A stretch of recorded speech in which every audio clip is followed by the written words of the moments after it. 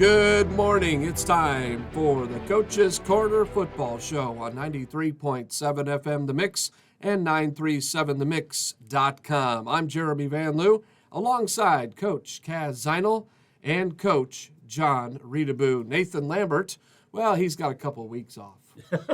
Why did we do that? He's the kid in the room, and we let him go have a couple weeks off. What a slacker. Was that part of the negotiation that when he came yeah. in? When you Hey, pay, by the way, when you pay him zero, it's Yeah. well, it's nice of him to volunteer. Yeah. And hey, Everingham, oh my gosh, be able to call play-by-play. This wasn't basketball.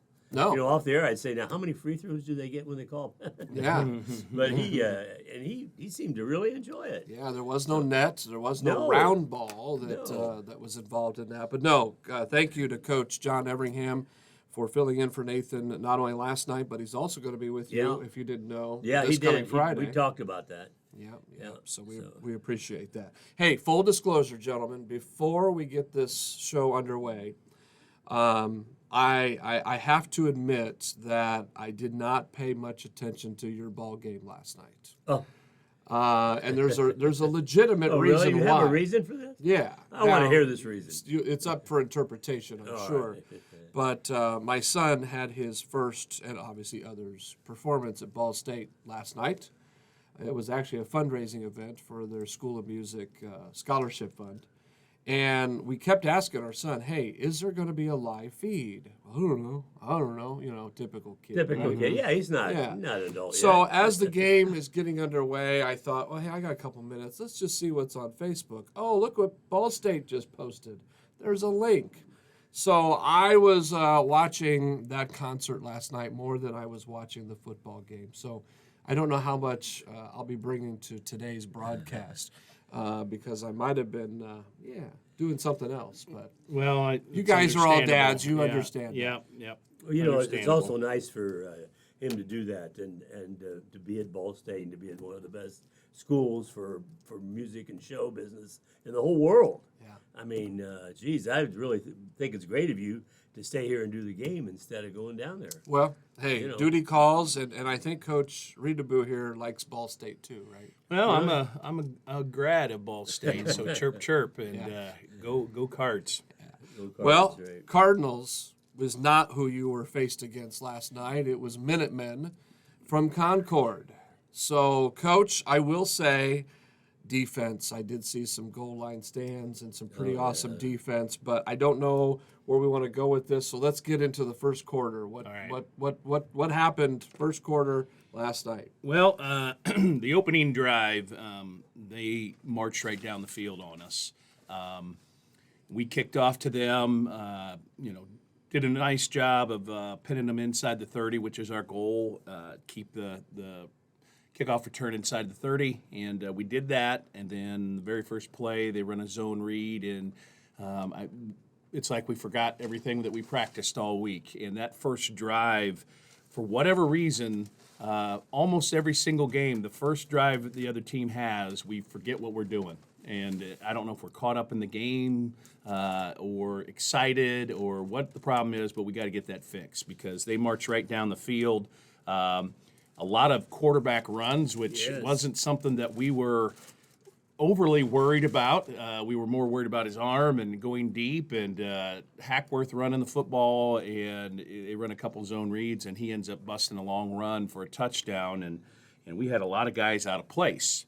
With that being said, after that initial drive, we kind of buckled down. After that first quarter, we buckled down and played pretty good defense. So we'll get into that more later. But they drive right down the field on the opening drive and then miss the PAT. So I thought that was amazing. I that's- thought, both Everingham and I, we said, oh man, missed the PAT, and then we were just excited to see what's going to happen with Wawasee offense. Yeah, I mean, that's a positive you build Yep. on, okay? They just drove down the field. Now they yanked the PAT, which they have a great kicker. I mean, you saw him kick the Yes. ball in the end zone every time on kickoff, which starts us at the 20, and that's tough because your percentages go down wherever you start it. And so he just yanked it. And so we're feeling pretty positive about it. And, of course, they kick it into the end zone, and we drive the ball out a little bit, but we stall and we end up punting.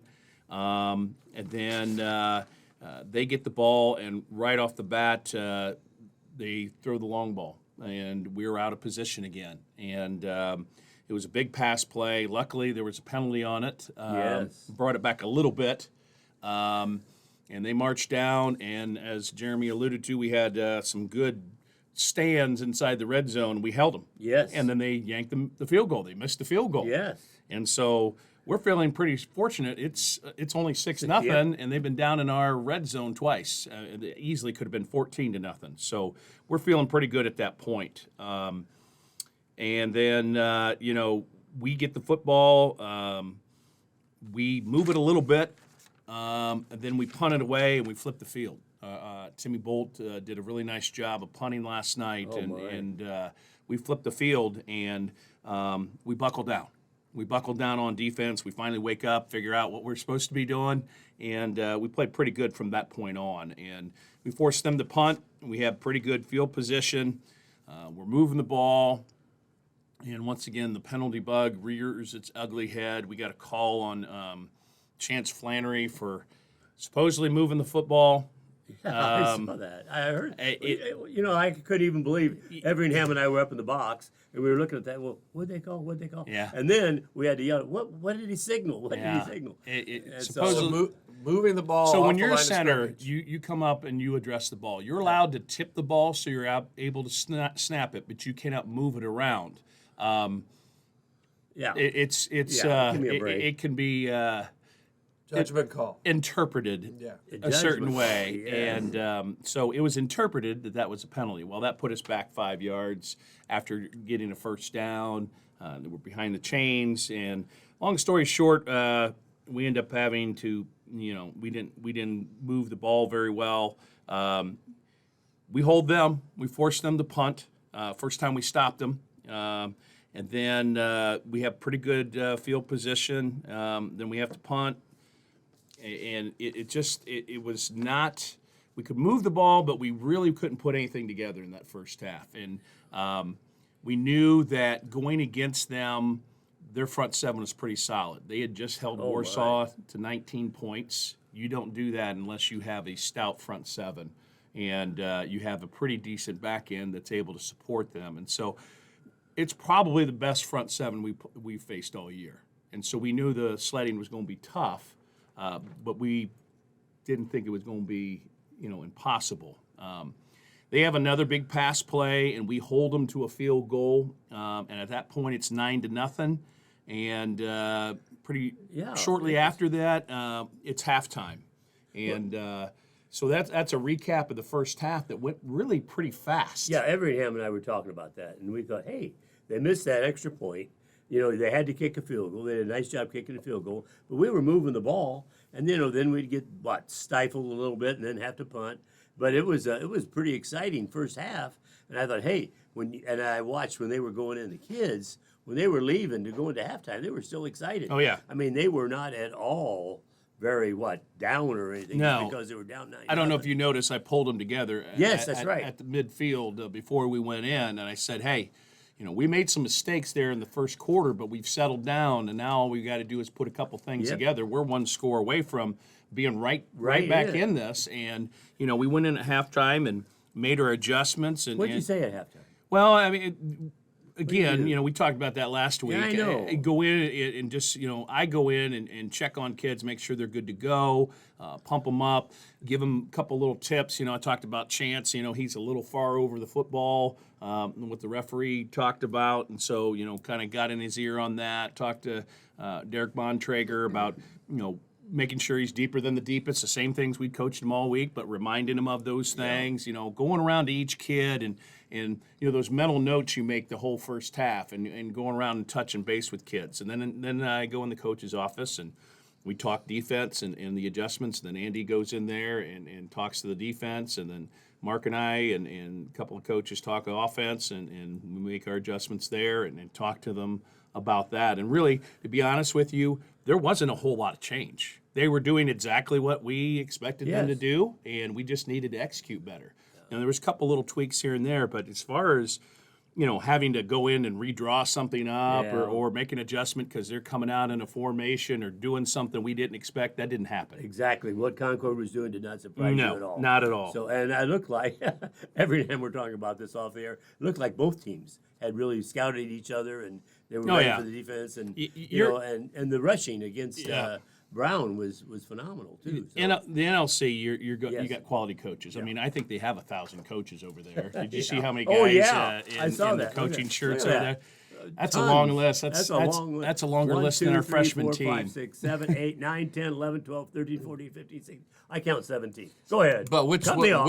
which was the coach that got called for a sideline violation or something? Well, that's a sideline warning, Yeah. and what that means is that is a little the mouth running? Or? No. That's okay. where the referee is running down that white area on the sideline, somebody was in his way. and somebody was in the way. That's a sideline warning, and then the second time it's a flag, and so they've been really buckling down on that, and making sure, and we've done a good job because I have a tendency to wander out there, and Coach Zapes has a tendency to wander out there, but we've done a pretty good job of not doing that. Although Coach Zapes on or one of the fumble plays was out there and got warned a little bit that, hey, get back, coach, and so it happens. I mean, you're into the game and you're trying to communicate with kids, and they have helmets on, they're half a field away from you, and it's a fine line. I know they're trying to do it for the safety of the officials and the safety of people on the sideline, but anybody that's walked that sideline understands that there's times when you got to step out there and yell what you need or get kids arranged or communicate what you want them to do, and it's tough, but that's what that is. So we're feeling good at halftime as far as the situation we're in. They had basically 3 trips to the red zone and only had 9 points to show for it, and so a missed field goal, a missed extra point, and that was something that we looked at as, hey, they gave us a shot. They gave us an open door. And you get the ball in the second half. And we get the ball first. Yeah. Because I've been super lucky so far this year in the tosses, and so I was able to defer, and so we get the ball first thing in the second half. And so we're feeling good about it. We feel good about coming out the second half and establishing what we've been doing the last couple games as far as being physical and running the football and throwing when we want to. And if we get a score on the board, boom, it's 9-7. Yep. Let's real quick talk about that defense from that first half. I mean, let's give some kudos, some credit to some guys who really showed some grit and some determination. Yeah, our linebacker play, Coach Zapes talked about it being Jekyll and Hyde. It was not very good the first couple drives, and then all of a sudden, boom. I mean, they were all over it. They were in the backfield. I believe we had 8 tackles for loss. I think that's more than we had the whole season last year. Wow. We had some defensive line pursuit that was very, very good. Linebacker play was pretty good, and our safety play improved as the game went on. We settled down. And so after that initial first quarter, we settled down and really didn't give up much till late in the game. Concord, we know, has had its struggles on offense. I don't think they have scored more than, I think last night was the most they've scored in a game this year. Their highest before that was 14 when they beat Jimtown 14-0. So, we knew they had a good defense, and if we could hold them on offense, which I feel like we did, we just need to put a couple points on the board, and we had a ball game. All right. Well, that's the first half of last night's contest with Concord here at Wawasee. When we come back, we'll take a look at the second half. This is the Coach's Corner Football Show on 93.7 FM The Mix and 937themix.com.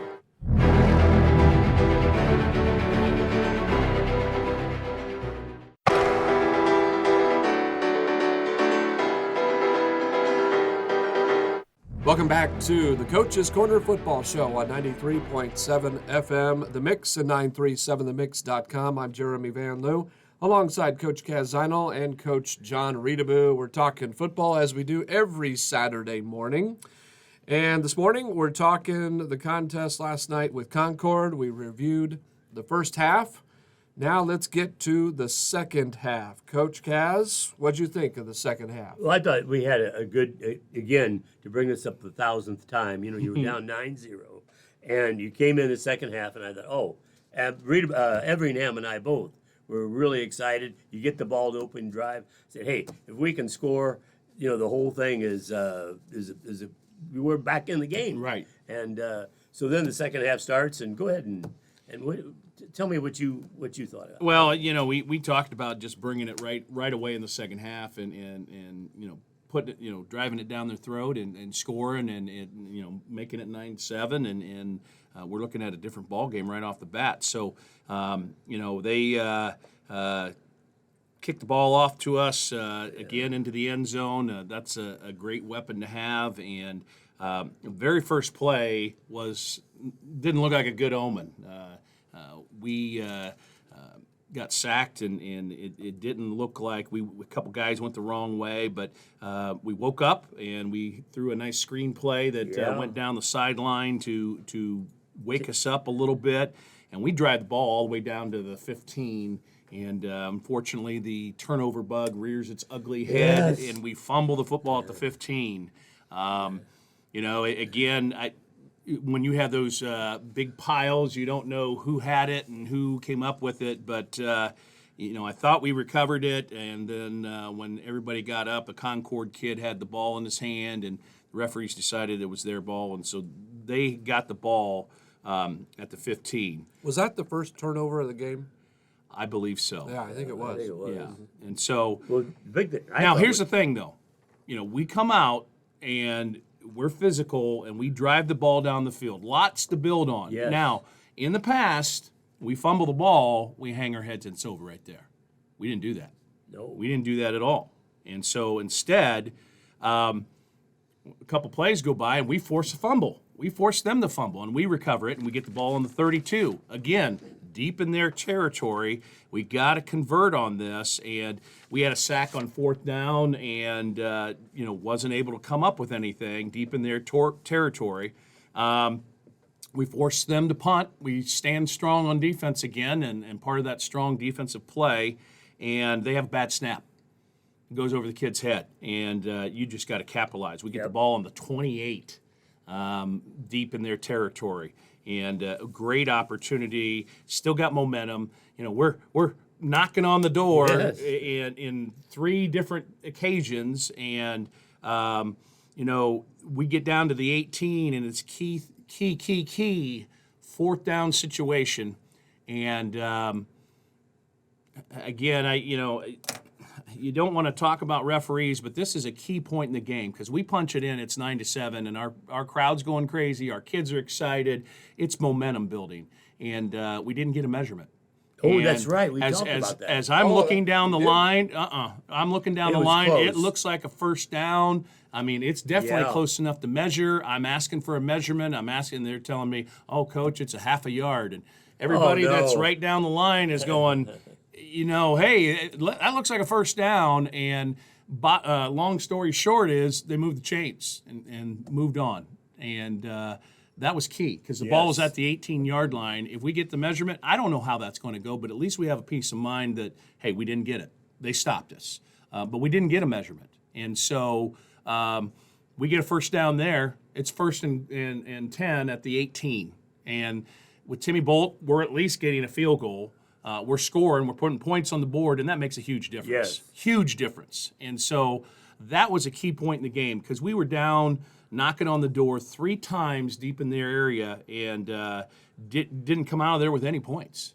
And so, again, we turned the ball over on downs. And, I think they had one play, and then we're in the fourth quarter.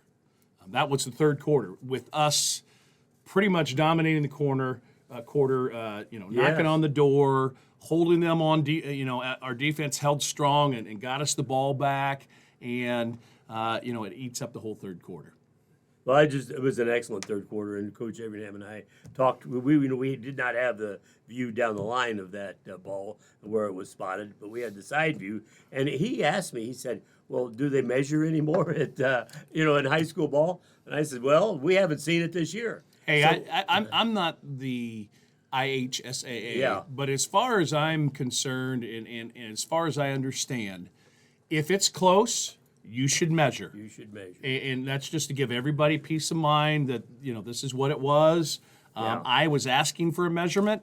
I thought they were supposed to give you a measurement when you asked for one. We didn't get it. And so, I guess we can go back and look and say we should have made it a little less of an observation call. But, that's a game of inches. And, it comes down to, I've said this many times, it comes down to 5 plays in a game. Yes, you've said that. We talked about that. I'd say it comes down to that play right there. Yeah. Because we punch it in there. I don't care Or what even a field goal. Yeah, even a field goal. You're back in it. We're back in it. We got life, and we're excited, and they're not going anywhere. Have you had a chance? We're off the air now, I assume. Yeah. Have you had a chance to look at the video Yes. of that? And, Yes. and You can't. can't The video still- camera is in the it's on press the side. box, and Yeah. the play happened at the 18. Yeah, so so you you can't don't do have a camera down the Right. line. It's not Okay. like Not like college pros. and NFL Yeah. where you look at it. But Well, if Mr. Huffman was here right now, Yeah. in this conversation, Yes, I want to hear this. this is all the things that he has always wanted to have Really? out on the football field. And so, he would probably take this play right here and go to administration and say, see, if we would have had this camera right here, we could do like they do on professional television Yeah. and say, wait, refs, look what's Yeah. going on here. So, Yeah. Oh, my. Well, anyhow. So we're going into the fourth quarter. We have not scored, and they have the ball, and a lot of energy went into those all that action in the third quarter, Yes. and we're a little run down at this point. And so they drive the ball down. We're missing tackles. The old Jimmy Johnson saying, "Fatigue makes cowards of us all." And what he means is, when you get tired, you can't do it. You just can't physically do it. And we were missing tackles that we had been making all day. And they drove right down and scored on us to make it 16-0. And at that point, again, I'll go back to, in the past, we would have just folded. Yes. But we did not. No. We did not. And so, again, we're trying to get something going. And the theme talking to the kids is, hey, there's plenty of time. I believe at that time when they scored, there's about 10 minutes on the clock. There's plenty of time. And we get on the board, Yeah. get a 2-point conversion. That's 8. We're halfway there. We talked about that, Yeah. Everingham and I. Hey, if we could just score, I mean, it's only 16 points. Yep. And we even said the exact same thing. Yep. 8 and 8 or 16. Go ahead. Yeah, math major. You're right. So anyway, we're thinking and we're trying to get that to the kids, and they're following it. Yes. They're with us. They're tracking, and so we again can't get anything going. Turnover on downs. They start driving the ball, and instead of caving, we force fumble. We get a turnover, and again, we're trying to get something going, and we're picking deep into the playbook and trying to come up with something that'll get us a big play, and we end up turning the ball over on downs again. But again, it's not over. No. And they have the ball, and Brandon Kelly picks it off, takes it deep. I thought he was going to score for sure. He actually was Really close. tracked down by their offensive lineman. Oh, my God. That's how athletic that kid was. He ran him Man. down and took out his legs down there deep.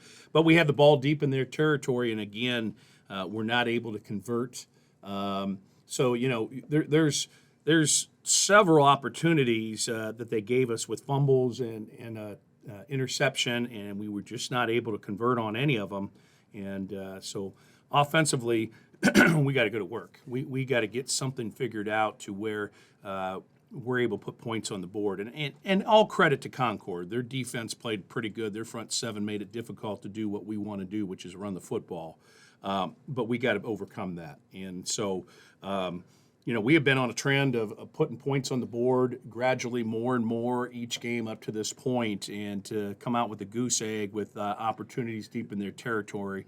It's a little disappointing, and we just got to go back to work and fix that. Yeah, it was a good game. I mean, it was exciting. You had a chance, like you said, even the last 10 minutes of the game, Everingham and I, both of us were just up there looking, saying, I did not sit down the whole game because I just couldn't see it as well sitting down, and it was a great game. Just bad outcome. Yeah, and kudos to our kids. They Yes. fight. They don't give up, and they play 4 quarters, and that's been the mantra all season. Play 4 quarters, be physical. Never give up, and these same kind of games a year ago would have been ugly scores. It would have been 40-something to 7 or 50-something to 6 or something like that. And the games are a lot closer. I wish we had the outcome on wins and losses, but we're making progress. We're getting better. We just got to clean up our play, clean up our execution of our plays and what we want to do, and take away some of those penalties or key turnover. And last night was an example of a night where it seems like those pivotal calls didn't go our way, and so some of them were huge. But I'll give our kids all kinds of credit. They fought hard, they worked hard, they never gave up, and they were never out of it till the very end. And Todd, we've talked about this on air before, but the idea that even if you lose, you're in a sport. You learn a lot from just being in that sport, win or lose. Of course, it's always better to win because that's why they keep score. Yeah. But, your kids, they're learning still a lot that they will remember. You can go back, and you and I both remember all what we did, even if it wasn't good. And Absolutely. And you try to build on that. Absolutely. Well, at least you try to build on that. Yeah, absolutely. I don't. No, we're at stages, and the first stage is to get them to compete for 4 quarters. Yeah. And that's where we're at right now. The next stage is making those key plays down the stretch that enable you to break through and win.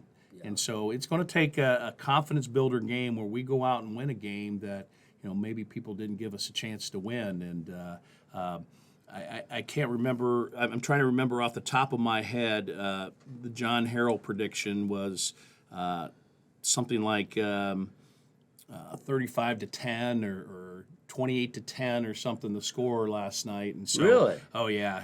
I mean, we we check those out. Every once in a while, just curiosity. But I don't think the kids look at that and they don't buy into that and they don't believe that. And so the game's still played on the field, and as long as it's played on the field and our kids feel like they can win, we'll have a good chance to compete. Well, so is that the game? I'm sorry, I was multitasking here and working behind you here. So good. we covered the game, and I did hear John Harrell. Yeah. So real quick on that whole John Harrell thing. I mean, I don't even know who that guy is. So please tell me who this guy is. I have no idea. He makes predictions and he posts scores. A lot of coaches get their football scores. It has the schedules. It has past seasons on it. It is a website that you can go to, and it has all kinds of information. And one of the things they do is they preview every game and give a prediction of what the score is. And that's based on some kind of algorithm that he puts together that, your point scored, their point scored, your record against opponent, all those things go into it. And, sometimes it's accurate and sometimes it's way off. And it's something you glance at just to see where they're coming from. But it's not anything that goes into our thought or game plan as far as what we do. It is a good source to see the scores after the games are over, to see how those games came out. And, Do you use Max Prep at all? I mean, I use Max Prep all the time. I spend way too much time. I just like to go through there and look at Max look at the Preps videos. is probably more for media than anything else. It's a Okay. place where we can dump our stats after a game, and so the Maybe media, that's why I like whether it. it's newspaper, radio, whoever, can go to Max Preps and get your okay. This is how many points a game you're scoring. This is how many yards you're rushing per game. This is how many and they can go through there and get that. And it's just a matter of, a click of a button here and a click of a button hit there and to load that in there. But Max Preps is a place where you can put that information so the media can get to it. Well, and everything you must take with a grain of salt. We have found that even, Max Preps or even some of these other things, it's kind of like your unofficial very stats. unofficial. Yeah, But- at the end of the day. But they do a pretty good job of, getting that information up there as long as they get fed the information. And it's got to be the right information. And Yeah. there's been many times where we go through our stats and this doesn't look right. Really? We got to go back through it and and refigure it and readjust it, and then send it to Max Prep. So we want to give the most accurate information, but yeah, that's how that works. Yeah, I always click down and I go to preview, and then I look and see all the stats of both teams roughly. And then, I knew that Concord had these three big carriers, and they know they're doing, and then I like the comparison. They'll have Wawasee versus Concord, and they'll have the running backs and the passing and the tackles and all that other stuff. Just kind of nice for me to go through. Kaz, Coach and I are just impressed that you're able to turn on a computer. Yes, I am. My granddaughter Connect to the at 7 internet told me how to do that. and actually, get through a website. That's, Well, that's awesome. Talked about Max Preps last year. Oh. So that's yeah, and he's a very good coach, and I learned that from him. All right, well, we're just picking on you, buddy. That's all right. Okay, well, that's Concord. Of course, we've got Northridge next on the schedule. Not a home game. We're traveling to Middlebury to take on the Northridge Raiders next Friday night. So that's what we're going to get to. Also, I know homecoming is right around the corner. Yes. A couple weeks out, and homecoming is a big time, not only here at the school during the week, but also Friday night. And Jeremy, I want to also talk about our feeder programs. We're at the game last that's night, right, yes. and so we want to talk about that a little bit. Okay, so was that's all phenomenal. coming up on the Coach's Corner Football Show on 93.7 FM The Mix and 937themix.com.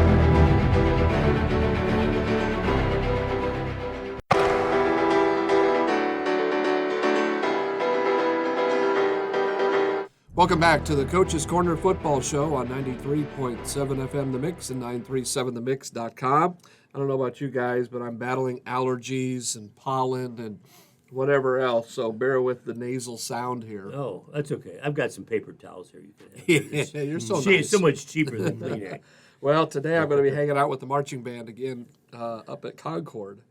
And so I took an extra allergy pill with me just in good. case. I'm guessing that is part of the reason why our JV game was moved to 9:30 because there's a huge band contest marching up in band Concord. competition, yeah. I think Concord's pretty well known for having an excellent band program. You think? And our band program is growing rapidly, doing pretty well currently.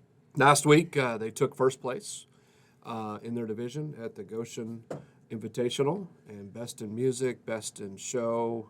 I can't remember what the other one was. So, yes, amazing things are happening Yeah. with the marching band, Good and for I them. know you definitely appreciate them Yes. supporting your football program every Friday night. And Absolutely. yeah. The We drum wish line bringing us out is a really cool thing that, again, you try to bring the whole school together and that feeling of pride in your school, and that's a cool thing.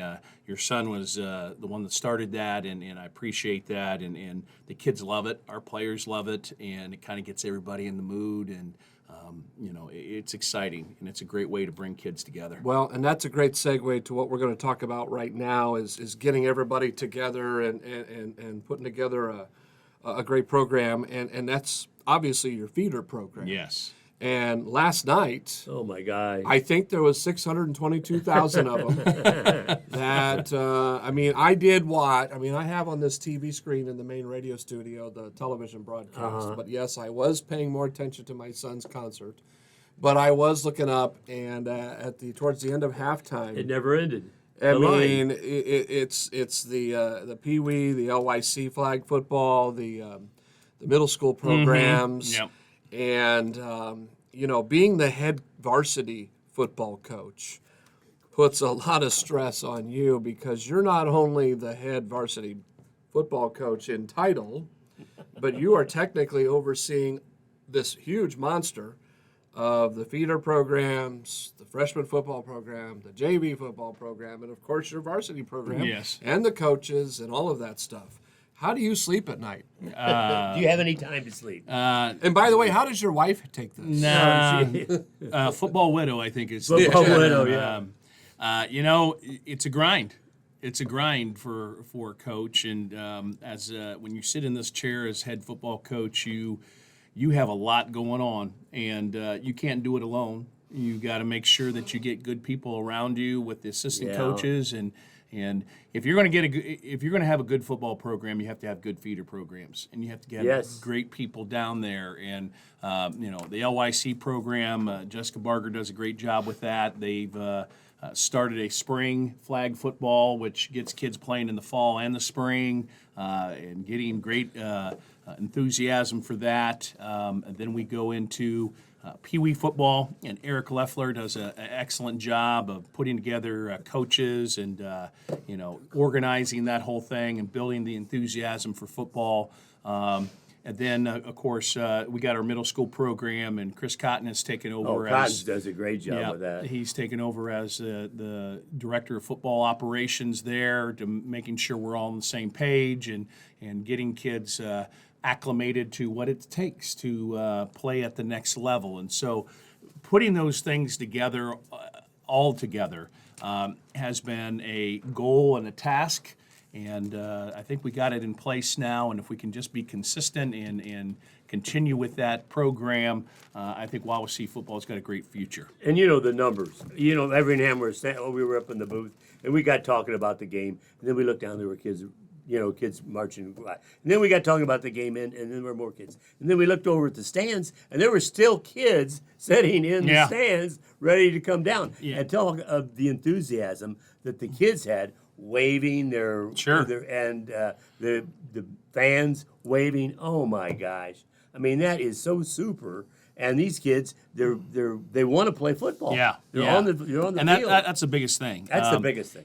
Last night was recognition night of all our feeder programs, and I was told there was over 200 kids out there, which is excellent. And so when we come out the second half, all So those. it wasn't 600,000. No, that's a little It overestimation. was over but- 200. But we get the idea.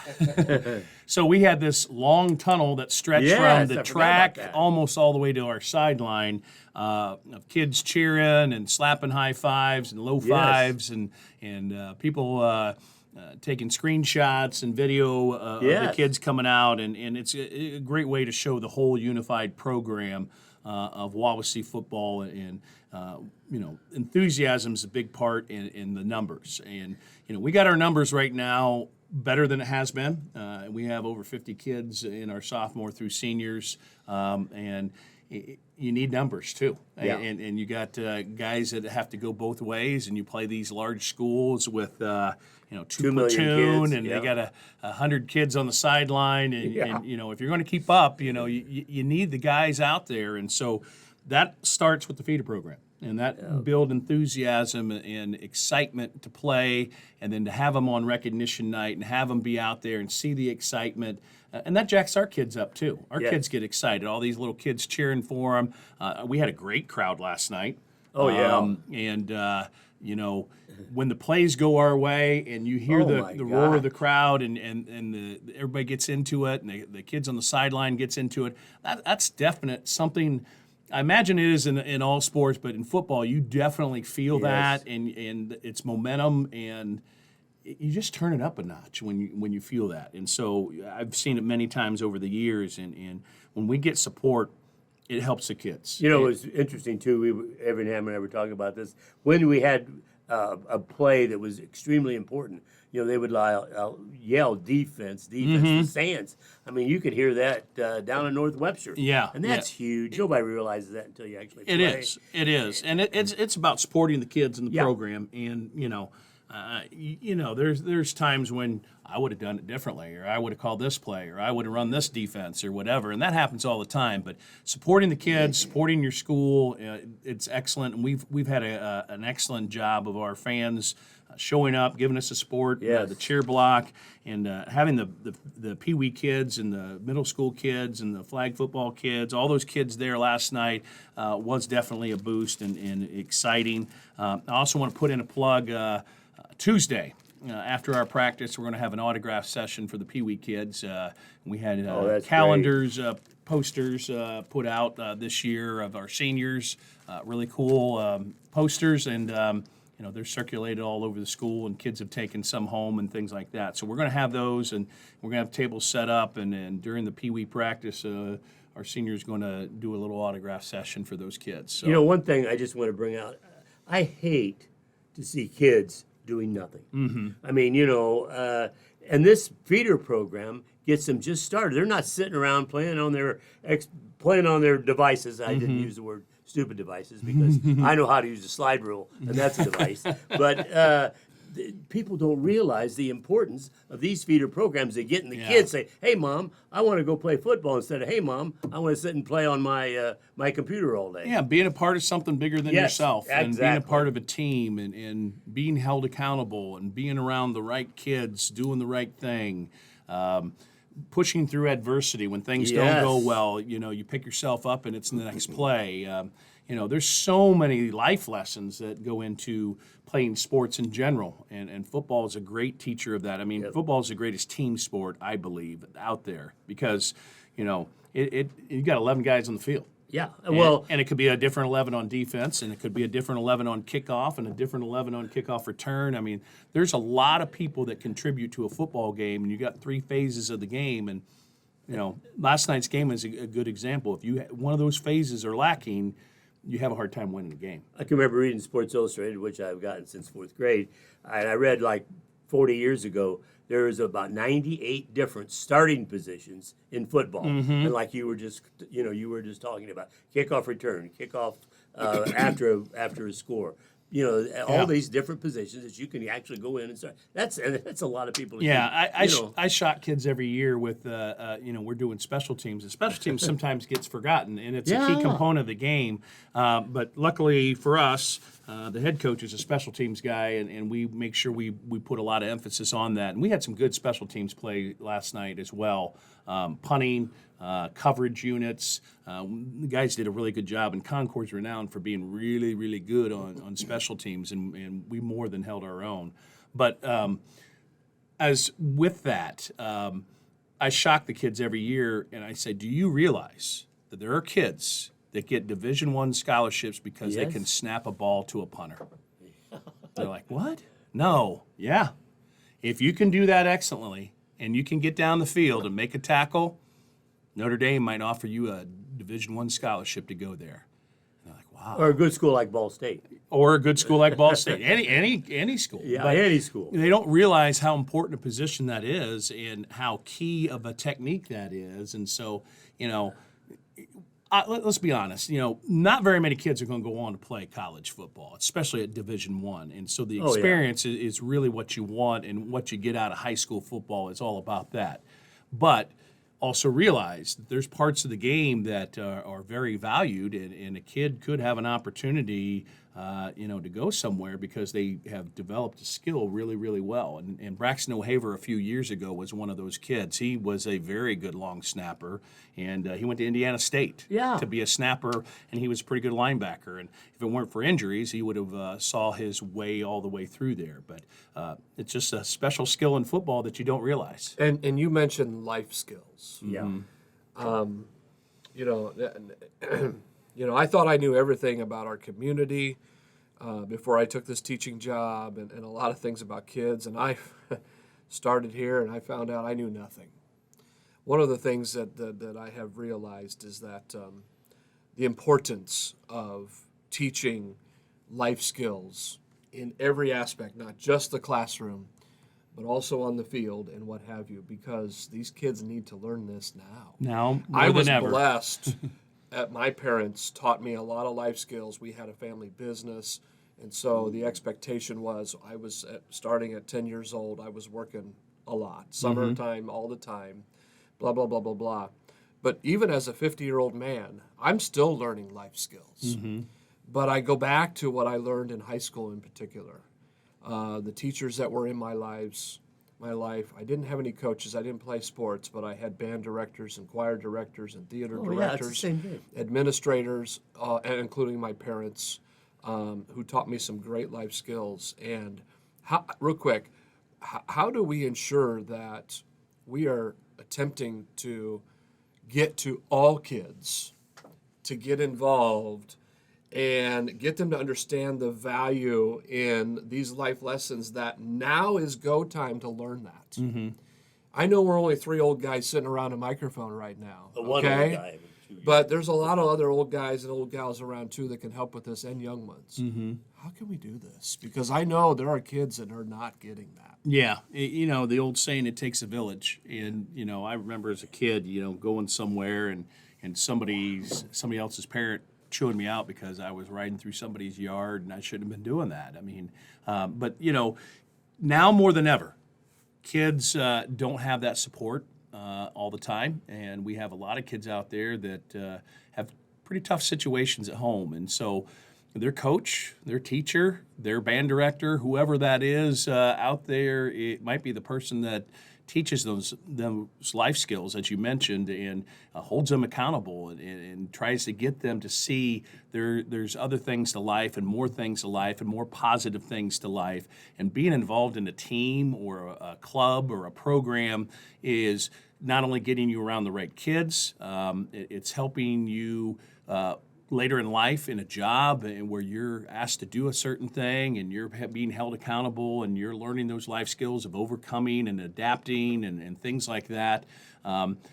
Getting kids involved at an early age is key. And that's why our feeder programs are so important because, if you don't have good feeder program and you're not feeding hence the name feeding the animal, then the animal's going to die. And so, that's one of my goals when I came in is to establish that communication with the feeder program and start building that all the way from the bottom up. And that's what we've attempted to do. And so, yes, get kids involved at an early age, and we need volunteers. We need people helping and coaching. We need people getting involved in these kids' programs, whether it's band, whether it's choir, whether it's football, whether it's, whatever's your bag, get involved. And we don't have enough people involved. And one of my challenges, and I can speak from football, is getting people to coach.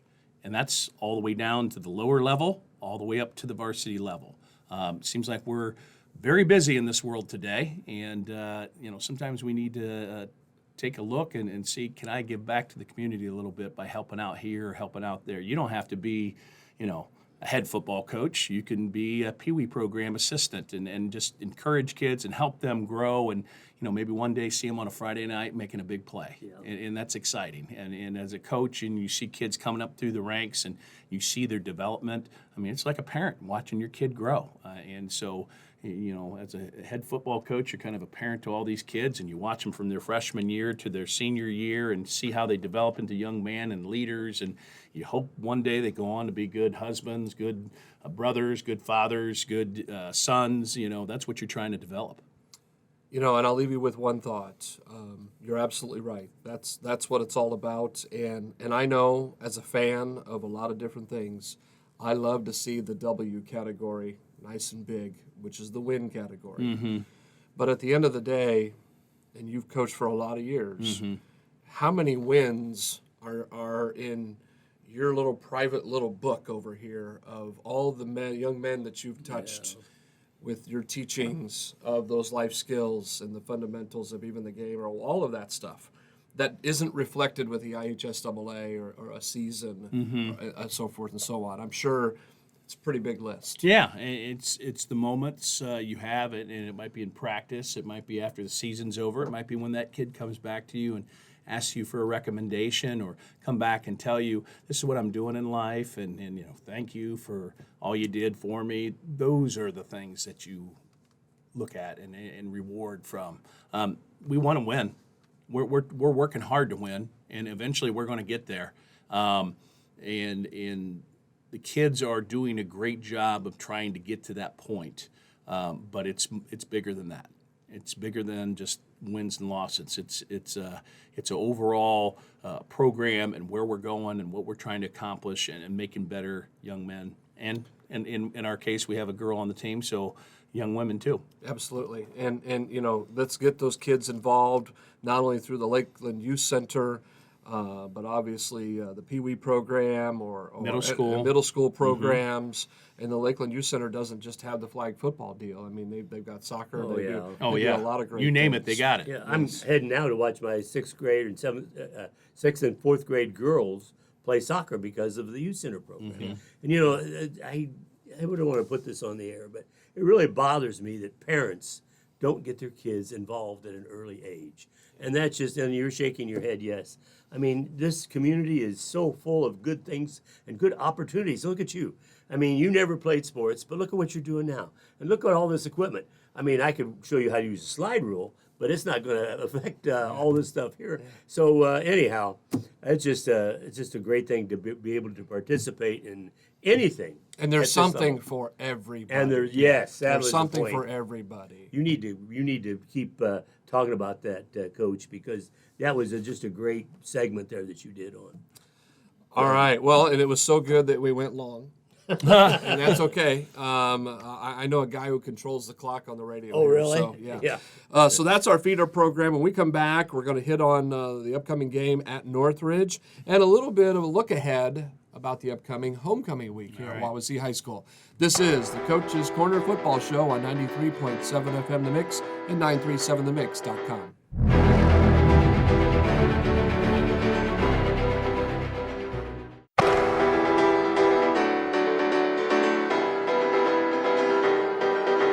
Welcome back to the Coach's Corner Football Show on 93.7 FM The Mix and 937themix.com. I'm Jeremy Van Loo. You are Coach Caz Szynal, and you are Coach Jon Reutebuch. Thanks for again. reminding me. Yeah, I well, needed that. you say the Prevagen doesn't That always doesn't work. work. and No, so, not at all. I'll get you a name tag Thanks or a lot. something. Yeah, if, I need if, that if now. you No, need man. that. Well, I wear my school one every day, Yes. and some of my faculty friends make fun of me. Why do you wear that? There's no rule that says you have to wear that. I said, well, first of all, they give it to us. Second of all, sometimes I forget my name, Yeah. so I got to look at it and see you how go. that works. Makes me feel good. It's All like right. when they ask a kid his number and they look down at their number. Yeah. How do you not know your own number? Well, last night with those, by the way, we didn't hit on this, the Indiana National Guard Yes. Oh, jerseys. yeah. That was really cool, and I think sometimes the kids do get a different number, right? When Yeah, those jerseys. there was a couple. Yeah. So real quick before we get to Northridge, since I forgot to talk about that. What was that all about? Okay, so every year we have the National Guard, the Army National Guard does a great job of allowing us to have a game where we can get a National Guard uniform, and that's to pay tribute to those men and women that serve in our armed forces. And so they also have sometimes an opportunity where they can provide food. Just so it's a two-way street. They get a chance to see the kids and meet the kids and get an in with them for recruitment. And we currently have a kid that's a part of the National Guard on our football team, and so they do that for high school teams, and teams can apply to the state to have an alternate uniform. You're only allowed to do it twice, and so this was one of our alternate uniform games, and it's just to pay tribute to the National Guard for providing it for us, but all our military and armed forces. And again, you go back to those life lessons and appreciation for what those men and women do, and give kids options. Part of high school is to show them all the different options out there, and you pick your bag. And for kids that are lost and aren't sure what they want to do after school, military can be an opportunity. It could be something that opens your eyes to maybe a career in the military, or maybe it gets you exposed to something that you want to go on to in the civilian life, but you got exposed to it in the military. And, maybe you want to go to college after that. And there's something called the GI Bill that pays for your college. So if you can't afford it, you give a few years to your military, and then they pay for your college, and then the world is your oyster. And so our military, we have a phenomenal system here in the United States. It's an all-volunteer. We do have, selective service, but we haven't used that since Vietnam. And we have people that go out there and volunteer their lives, and their families and everything are involved with that. And we just want kids to see that, appreciate that, and pay tribute one night in our season. Well, I will tell you that Caz did appreciate those jerseys because he could actually see the numbers. Mm-hmm. They were nice and bright. He could actually see gold those against numbers. black. Yeah, the Concord's uniforms will my be gosh. disallowed here in the next couple of years. They've been pushing that from the IHSAA about what's legal. Abraham was talking about that. And Go ahead fill us in on those are not legal right now. But with COVID and the supply issue chains, it kind of gave them a stay as far as when they can get those changed. But the officials can't see it, the press box can't see it, and that's they're really cutting down on that and making sure that numbers are visible so they can identify players that commit fouls or whatever. And so, the only thing about those uniforms is they clash a little bit with our helmets. In the past, it wasn't quite as bad, but that's all right. It's the idea behind it, and the kids felt it. Kids like it. Oh, yeah. They wanted to wear the jerseys to school, and they did yesterday to show everybody. And this is National Guard uniform, and we're paying tribute to our military. So great thing. Thank you for bringing that back up. 'Cause awesome. Should have been talked about. Hey, so let's talk this coming Friday night. You guys are heading on the road to Middlebury or to Northridge, who's been a solid football team and a solid football program. Since Tom Wagaman went up there. Since Tom Wagaman went up there. And, of course, Tom's now at Goshen. You've already faced him. They've got a new guy, last year a new guy. So tell us a little bit about Northridge. Well, that new guy is Chad Epley, who played for Tom Wagaman, and I coached him as well. And he's a Wawasee grad, and he's cut his teeth at Westfield, and he came up when Tom was the head coach, and when Tom decided to hang it up, I'll bet for 1 year, Chad took over as head coach, and they had a great year last year. They went to state, one of those seasons where they had a pretty good start, and then they hit a downturn, running clock, and I think 4 out of the last 5 games or 3 out of the last 4 games, something like that. Not looking good, and they made a position change, and they got on a roll and made it all the way to state. And so Tom Wagaman's put that program on the right track, and Chad's picked up from where that was. And Northridge is one of those teams that they're going to be solidly coached, and they're going to play hard, and they got a lot of enthusiasm for that program. And so that's what we know going in. Northridge this year has had an interesting season. They played a lot of tough competition.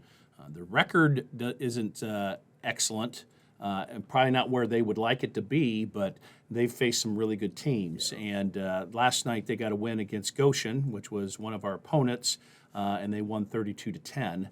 They played Mishawaka toe-to-toe and lost in overtime. And they had a chance to win that game with a field goal at the end and didn't get it done. And Mishawaka ended up escaping with the win, but Northridge went toe-to-toe with them. So we know they're going to be pretty tough, and it's going to be up there at their field again.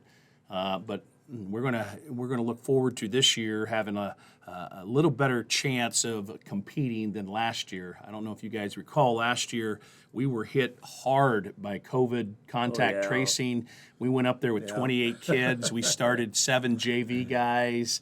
I remember that. It was tough, and they took it to us, and give our kids credit, and some of those same kids are on our team now, that they weathered that storm and went through that, and we're going right back up there with hopefully a different outcome and a different way of going about it. I don't think you'll have any trouble getting the kids fired up. I mean, these kids seem fired up. You guys do. You and your assistants do such a super job of getting the fire, and they're going to want a win. And it's going to be again.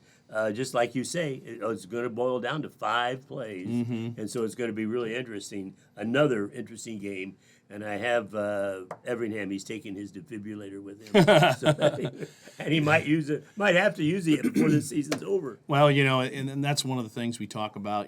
Taking it one play at a time, one series at a time, one quarter at a time. Don't try to play the whole game in one play. And if you make a mistake, it happens. Teams get plays on other teams. It happens all the time. The key is what you do with that. Do you come back and bow your neck and get the next play? I mean, great example, last night, Concord's looks like they're going in to score again because of fumble. Never give up. Never give up.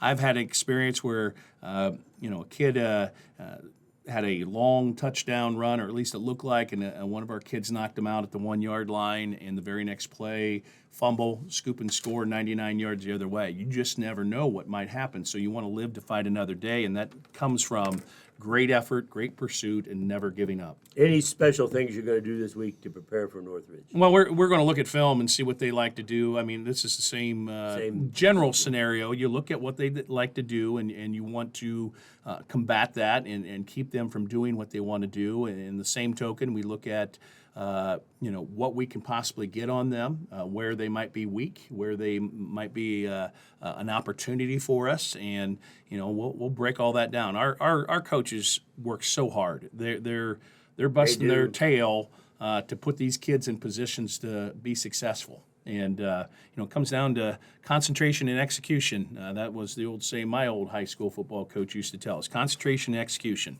Go out there and do that, and we'll be fine. And so we're still trying to learn how to win. And it comes down to executing at those key points and being focused and concentrate, and not jump off sides or not false start or those kind of things, and paying attention to what were we coached on all week. We got to make sure we read those keys and don't get caught ball watching and do what you're told to do. And so we're getting there, and we got the right attitude, and we're working hard.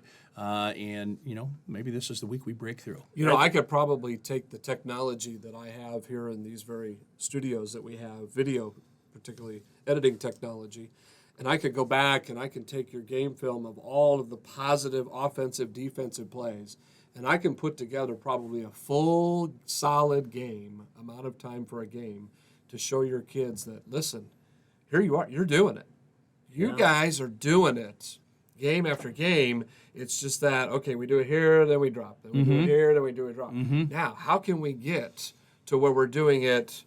I forget how many minutes are in a football game, but I think what you're getting at is consistency. Consistency. You come out and be consistent at what you're trying to do. They have the abilities Absolutely, to do it. And that's what we're preaching. Doing it. We're preaching them. You're making plays. Yeah. You can do this. We are not that far off. I mean, we really, honestly, we could be 4-1, Yep, 4-1. or whatever right now. Every time I talked about that. And it just comes down to being consistent and being focused throughout the week. One of the things we battled so far this year is we've had injuries and sickness during the week, and we miss those reps, and we miss, people have to step in and fill in. Now, that builds good depth because those kids are getting the reps that don't normally get those, but it also messes up the timing and the flow and everything. And so we've been battling that a little while. And so hopefully we got a full week of everybody on board, and that's what we talked about at the end of the game. Everybody tied in here all week, focused, practicing, working hard, and we're not that far off. Northridge, that's where you're traveling to this coming Friday night. Kickoff at 7 o'clock. And please, Warrior Nation, get up to Middlebury. It's a great community to go to. I mean, the Essen House is up there. Yeah. Come on, Kaz. Yeah. That's probably where you're going to go. Hey, No. Jeremy, don't forget about, I know you can't wanted to afford put a it. plug in the homecoming here. Oh, yeah.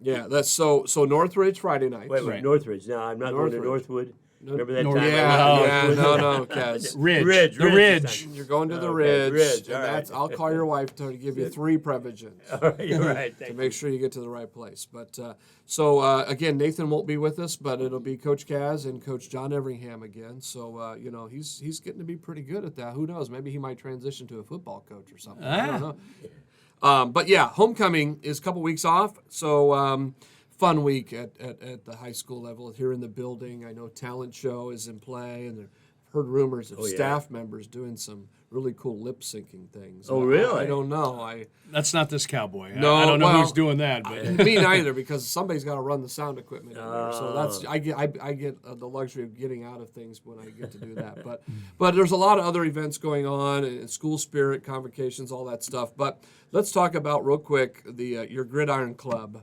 What a great, a wonderful organization of parents who are supporting your kids absolutely. and your program.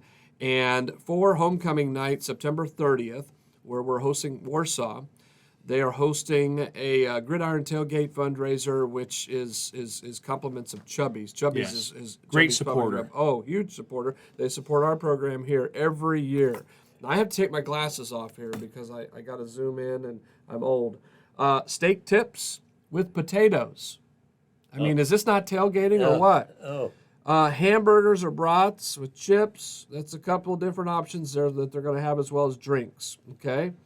So steak, tips, and potatoes. Kaz, Hey, are you in? I'm in. Of course. Food and I go way back. Yeah. Food and of course, laziness are going to kill me. I love homecoming, especially when it's Yeah. Warsaw. Yeah. The W trophy's up for grabs. Oh, yeah. It's homecoming. Real quick, briefly touch on that. Yeah, that's our rival game, and it's an exciting time, where past students can come back, and the communities are close. People know each other on both sides, so it's an exciting night, and our Gridiron Club is awesome.